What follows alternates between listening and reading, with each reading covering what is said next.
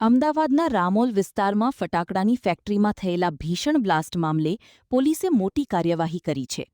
આ દુર્ઘટનામાં 9 લોકોના મોત અને 6 લોકો ઈજાગ્રસ્ત થયા હતા.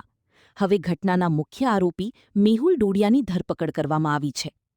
અમદાવાદના રામોલ વિસ્તારમાં આવેલી ફટાકડાની ફેક્ટરીમાં થયેલા ભીષણ વિસ્ફોટે સમગ્ર રાજ્યને હચમચાવી દીધું હતું.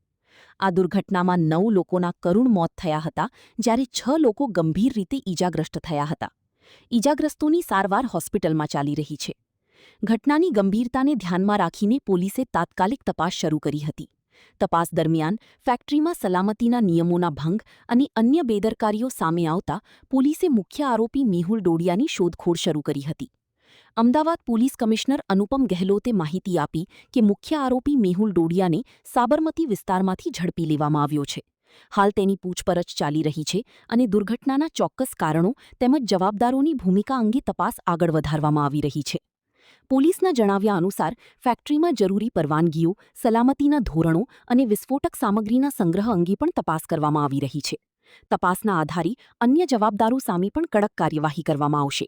એક ટેમ્પરેરી जो टीन शेड वगैरह आता जो है અને ત્યાં जो બનાવવામાં આવતા હતા તો એના ઉપર जो है આગ લાગવાથી બ્લાસ્ટ થયા जो है અને બ્લાસ્ટમાં ટોટલ જો લોકોનો જો અલગ અલગ 9 લોકોના એલજી હોસ્પિટલ ખાતે તાત્કાલિક લઈ જવામાં આવ્યા અને બાકી લોકો 6 લોકો જેટલા હતા એના સિવિલ હોસ્પિટલ ખાતે લઈ જવામાં આવ્યા, જેમાં જો ટોટલ 9 લોકોના મરણ થયા છે બ્લાસ્ટ અને બર્નના લીધે છે અને બીજા જો 5 લોકો છે 9 લોકો ડેથ થઈ, 6 લોકો છે ઇન્જર્ડ છે જો અને આ ઇન્જર્ડ પૈકી એક આરોપી બી છે.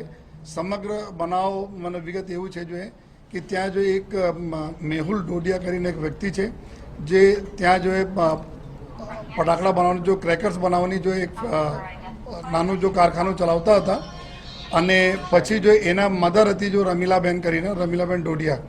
આ જો રમીલાબેન ત્યાં સંચાલન કરતી હતી જો અને એના એક પાર્ટનર છે સાદિક સૈયદ.